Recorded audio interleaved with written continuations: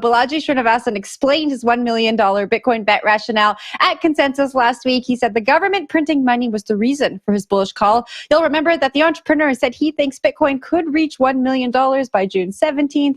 During Consensus, he said, I may be wrong, but I'm burning $1 million to tell you they're printing trillions. Let's see what else he had to say. I think we have a 10% chance of a very serious issue in months, 70% in years, 19% decades, and like 1% it takes like a century or so on. So I don't think it's 100%. But even a 10% chance is, whether it's 90 days or the specific number, I'll get back to that in a second, but the specific number, is high. That is to say, I see a lot of fragility in the system. I see a lot of things which are literally walking like Wile E. Coyote, from Looney Tunes. So there's like a cliff below, there's nothing there. There's nothing below it. All right, so it really sounds like he's kind of reneging on that hard 1 million by June 17th number. You heard he broke it up into different percents. Zach, I see you smirking over there. What do you make of what Balaji said at Consensus?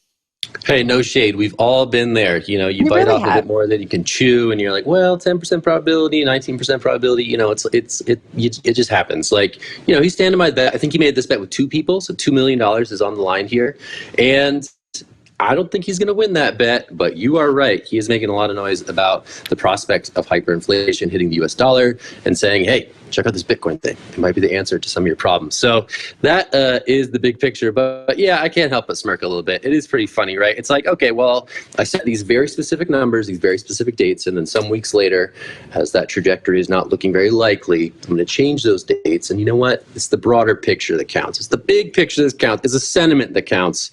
But hey, I'm not the one putting up $2 million. That's some big cojones, okay? So I am not one to knock that conviction. Do you, Balaji? Do you? I think it's great that you're out here, spreading the gospel of Bitcoin, perhaps quite expensively, but hey. All right, I got to say that I love that Bitcoin gets a lot of free marketing. Makes me very, very happy to see. But I feel like we need to go back in time and bring up the one and only John McAfee. Do you guys remember his prediction that he gave years ago? Oh, man. Yes. Also, you're always bringing this up. Yeah, Dude, also RIP John, we miss you. But this is the thing. With John's prediction, he was like, this is going to happen. He didn't give percentages. He didn't give all these things. He's like, this is going to happen. Unfortunately, it didn't happen.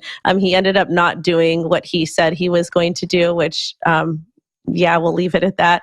But I feel like these predictions are fun. But at the same time, it's just very interesting that he's kind of like going back on what he said, and he's giving the fancy like workaround with the statistics and the numbers and the percentages and this and that and the other thing. I personally do think we will see $1 million Bitcoin one day. I don't think by June 17th. I don't necessarily think in the next year, but I do think it is happening. It's not financial advice, and yay, free marketing for Bitcoin. Woo! Maybe we'll all be biting our tongue come June 17th. I would love that. Knows, Wendy? The one thing I will say is, amongst all of this $1 million Bitcoin hoopla, I think that the fact that he's highlighting the fragile banking system that we talk about so much on the show is good. So yes, it's marketing for Bitcoin. Maybe there's ulterior motives, who knows? But the fact that this conversation and discussion about this very, very fragile banking system in the US comes up with this discourse and the potential of a black swan event in the financial system, I think that is a good thing. But Zach, I will give you the last word on this one.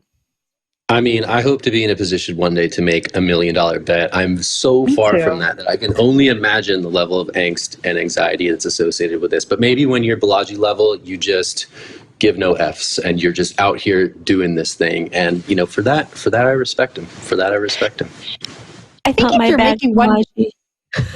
you're making $1 million bets, you don't have angst and anxiety about that money anymore. I don't know, because I've never been there, but that's what I think. Yeah, you're probably right. You're probably right about that. It's like him and like Drake betting on like sports, right? This is actually like at least a bit more high-minded in terms of high stakes bets. But like, yeah, I feel like Drake also makes similarly large bets and, lives to tell the tale at least. So, hey, respect.